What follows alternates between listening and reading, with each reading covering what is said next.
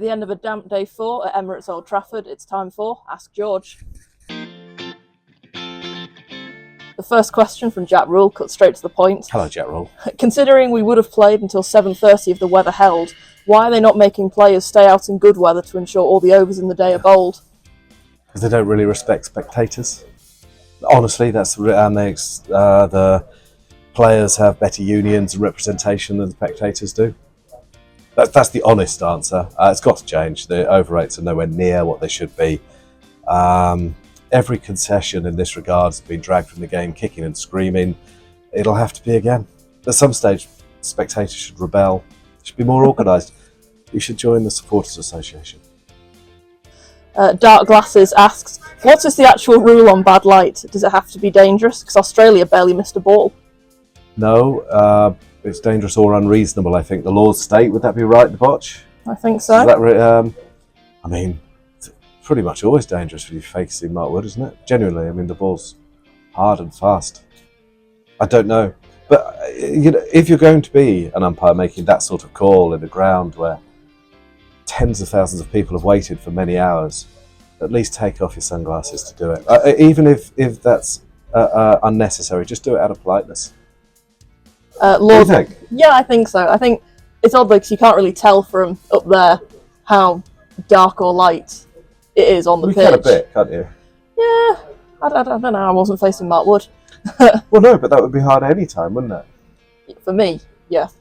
Hey, whether it was right or wrong, and I think it was wrong, but whether it was right or wrong, just take off your sunglasses. It was such a bad look. It was just so clumsy and kind of arrogant, to be honest. Lord Lupin asks, should there be wicket penalties for obvious slow play in the previous sessions by the team who doesn't want a result? I don't think so. You know, one of the very first games I ever reported, I think it was for The Guardian, I got the result wrong. And there was, it was definitely at Taunton. I think it was Glamorgan v Somerset. You can probably find the report somewhere. I remember making a check call to whoever I was working for, and I think it was The Guardian. A couple of little changes, the result, and it was because I think Somerset had a 6-run penalty imposed on them after the game finished. So everyone leaves the ground not knowing what the result was. That was hopeless.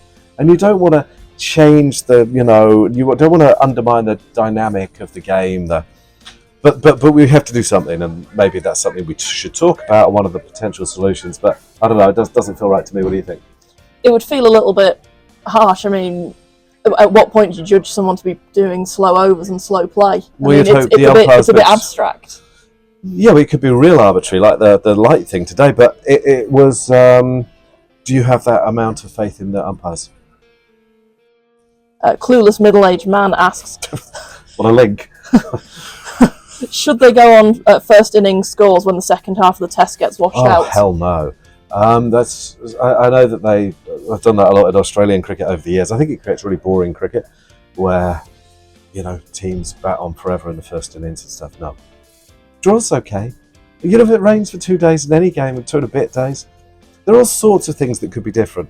Not least the fact that England's overrate has been poor throughout, and they're going to, maybe this will be the game that gives them a kick up the arse about that. But also, if it rains for 2 days, it's going to be a draw, I guess. I mean, that's just the way it is. Build grounds with roofs and things like that. Improve overrates. All sorts of things you can do, but I'm not keen on that one at all. JB asks, England looked very flat until the wicket. Do you think there was a slight expectation that they would just run through the Aussies and wickets would just happen? I thought Australia batted really well. I mean, I thought, how good does Mitch Marsh look? He just looks like a fantastic player. Labuschagne, we know, is a very good player, and is hungry for runs, having had a wee bit of a disappointing series until Manchester. So I thought England bowled all right. Mark Wood bowled with pace and heart. The wicket's quite slow. The ball was quite old. I'm a bit worried about Mark Wood in some ways, but not those ways.